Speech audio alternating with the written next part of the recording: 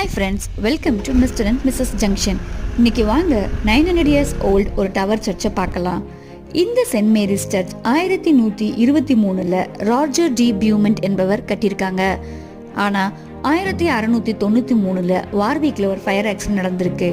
அந்த ஃபயர் ஆக்சிடென்ட்டில் இந்த நேவும் டவரும் கம்ப்ளீட்டாக டெஸ்ட்ராய் ஆயிடுச்சு.